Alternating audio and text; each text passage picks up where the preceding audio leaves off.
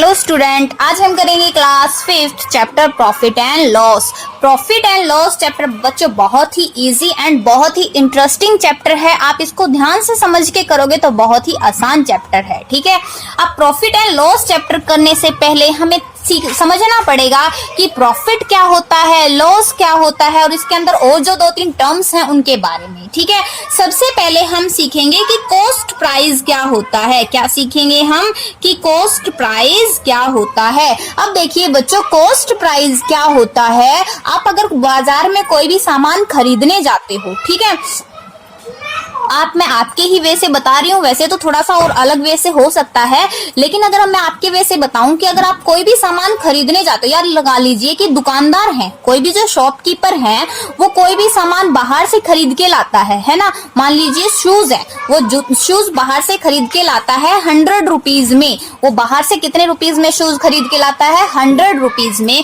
तो वो जो 100 रुपीज होगा वो तो क्या हो जाएगा? Cost price. वो क्या हो जाएगा बच्चों? उस दुकानदार का कॉस्ट प्राइस की वो जूते वो बाहर से दूसरे शहर से कितने रुपए में खरीद के लाया? 100 रुपीज में। तो वो 100 रुपीज उस दुकानदार का क्या हो जाएगा? Cost price. ठीक है, दूसरा हम पॉइंट पढ़ेंगे सेलिंग प्राइस। दूसरा हम क्या पढ़ेंगे बच्चों? Selling price. अब वो दुकानदार 100 रुपए में जूते खरीद के लाया, ठीक है, और आप जब उससे खरीदने गए तो उसने आपको बेच दिया 150 रुपीज में। 150 रुपीज में उसने आपको कितने रुपीज में बेच दिया? 150 रुपीज में। तो वो जो 150 रुपीज हो गया वो उस दुकानदार का क्या हो गया बच्चों? Selling price. वो उसका क्या हो गया? Selling price. समझ में आया? एक दुकानदार को लेके चलते हैं। दुकानदार को जूते अगर बाहर से खरीद के लाता है, जितने रुपए में वो खरीद के लाएगा वो तो क्या हो गया? Cost price. और जितने रुपए में वो आपको बेचेगा वो क्या हो गया बच्चों? Selling price. वो क्या हो गया? Selling price. समझ में आ गया? कॉस्ट प्राइस और सेलिंग प्राइस समझने के बाद अब बात आती है प्रॉफिट और लॉस की। किसकी? प्रॉफिट और लॉस की। प्रॉफिट क्या होता है? प्रॉफिट को हिंदी में बोलते हैं बच्चों लाभ। प्रॉफिट को बोलते हैं हम लाभ। अब प्रॉफिट क्या होता है? देखिए, जब कोई दुकानदार 100 रुपए में चीज खरीदेगा और 150 रुपीज में आपको बेच देगा, 100 रुपीज में खरीद के 150 रुपीज में आपको बेच देगा, तो दुकानदार को फायदा हुआ ना। दुकानदार को फायदा हुआ। और कितने रुपए का फायदा हुआ? 50 रुपए का। कितने रुपए का फायदा हुआ? 50 रुपए का। तो जो दुकानदार को फायदा होता है उसको हम बोलते हैं प्रॉफिट। उसको हम क्या बोलते हैं? प्रॉफिट। और प्रॉफिट है या लॉस है हमें कैसे पता चलेगा? देखिए, जब सेलिंग प्राइस ज्यादा हो, सेलिंग प्राइस को हम एसपी और कॉस्ट प्राइस को हम सीपी से डिनोट करते हैं। ठीक है, जब सेलिंग प्राइस ज्यादा हो कॉस्ट प्राइस से तो क्या होता है बच्चों? प्रॉफिट। क्या होता है? प्रॉफिट। समझ में आ गया? जब सेलिंग प्राइस ज्यादा हो कॉस्ट प्राइस से तो क्या होता है? प्रॉफिट। एंड लॉस, लॉस मतलब हानि। लॉस मतलब हानि। ठीक है, जब देखिए कॉस्ट प्राइस ज्यादा हो सेलिंग प्राइस से तो क्या होता है? लॉस। समझ में आ गया? लॉस। देखिए, प्रॉफिट तो क्या होता है? जब सेलिंग प्राइस ज्यादा हो कॉस्ट प्राइस से तो क्या होगा? प्रॉफिट। और लॉस कब होगा? जब कॉस्ट प्राइस ज्यादा हो। लॉस मतलब कि नुकसान। अब मान लीजिए कोई दुकानदार 100 रुपए में जूते खरीद के लाया और किसी रीजन की वजह से उसने आपको 80 रुपीज में बेच दिए, तो उसको नुकसान हुआ ना 20 रुपए का। उसको 20 रुपए का नुकसान हुआ, तो ये यहाँ पर उसको क्या हो गया? लॉस। और यहाँ पर उसको क्या हो गया? प्रॉफिट। ये होता है लॉस और प्रॉफिट। समझ में आ गया? अब इसी के बेस पे हम लॉस और प्रॉफिट का फॉर्मूला बनाएंगे बच्चों। क्या बनाएंगे? फॉर्मूला। प्रॉफिट देखिए, प्रॉफिट आपको पता है ना कैसे निकालेंगे हम? प्रॉफिट हमें पता है जब सेलिंग प्राइस ज्यादा हो कॉस्ट प्राइस से। तो इसी तरीके से प्रॉफिट का फॉर्मूला क्या हो जाएगा? Selling price minus cost price.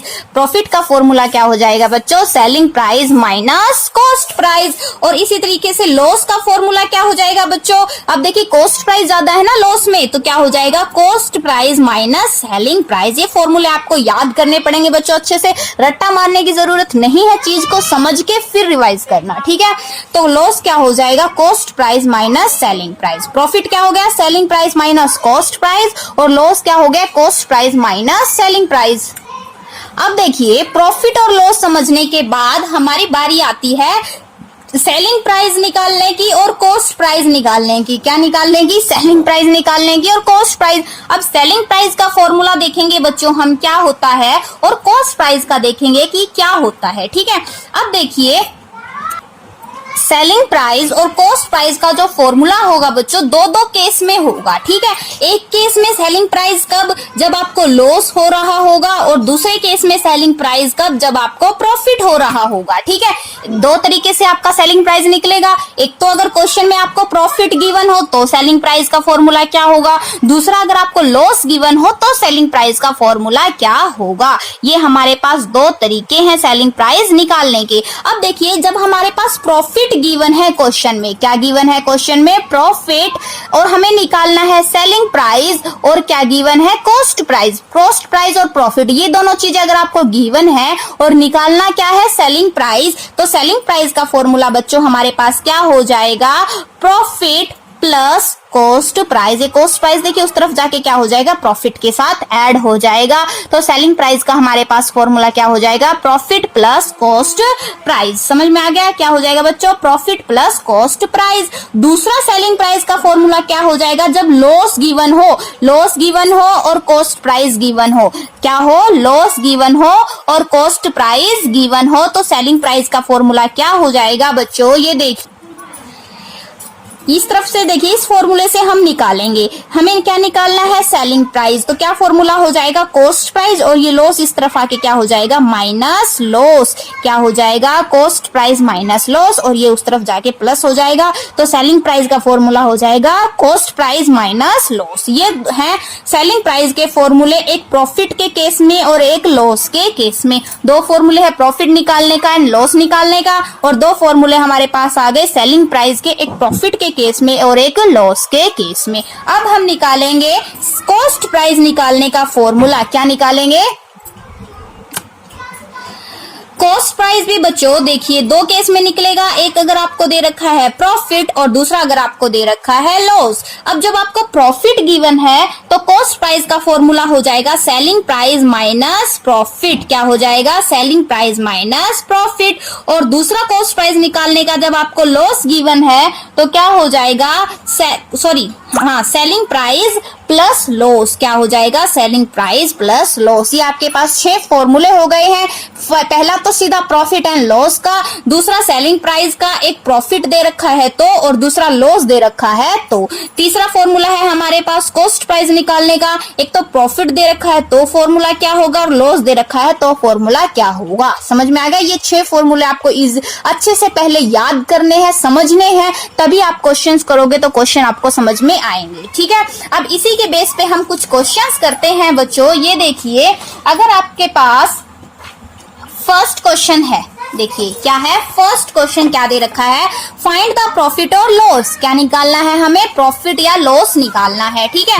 Profit या लॉस निकालने के लिए सबसे पहले तो हमें देखना होगा, देखिए कॉस्ट प्राइस हमारे पास दे रखा है 242 रुपीज एंड सेलिंग प्राइस दे रखा है 280 रुपीज। तो इनमें से ज्यादा कौन सी चीज है, तभी तो पता चलेगा ना कि प्रॉफिट है या लॉस है। तो देखिए अब ज्यादा क्या है, कॉस्ट सेलिंग प्राइस ज्यादा है ना, 280 और ये 242, यानी कि 242 और ये 280। अब सेलिंग प्राइस ज्यादा होता है तो हमारे पास क्या होता है बच्चों, प्रॉफिट। क्या होता है, प्रॉफिट। प्रॉफिट क्या होता है हमारे पास, selling price greater than cost price, यही होता है ना। अब प्रॉफिट का फॉर्मूला, हमें ये तो पता चल गया कि प्रॉफिट है इस केस में। अब प्रॉफिट का फॉर्मूला क्या होता है, देखिए ये होता है ना selling price minus selling price greater than cost price. तो फॉर्मूला क्या बन जाएगा, selling price minus cost price. अब सेलिंग प्राइस की वैल्यू कितनी है 280 माइनस इसकी है 242, बस इजीली आप कर दीजिए। प्रॉफिट हमारा आंसर कितना आ जाएगा,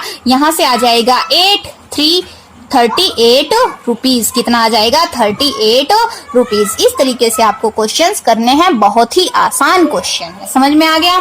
सेम इसी तरीके से आपको सेकंड वाला पार्ट करना, सेकंड क्वेश्चन करना है, फाइंड द सेलिंग प्राइस। क्या निकालना है, सेलिंग प्राइस। अब देखिए दोनों केसों में, दो क्वेश्चंस में प्रॉफिट दे रखा है, दो केसों में लॉस दे रखा है। हमने जो अभी अभी फॉर्मूले किए ना, सेम आपको उन्हीं फॉर्मूले में पुट करना है और कुछ नहीं करना, ठीक है।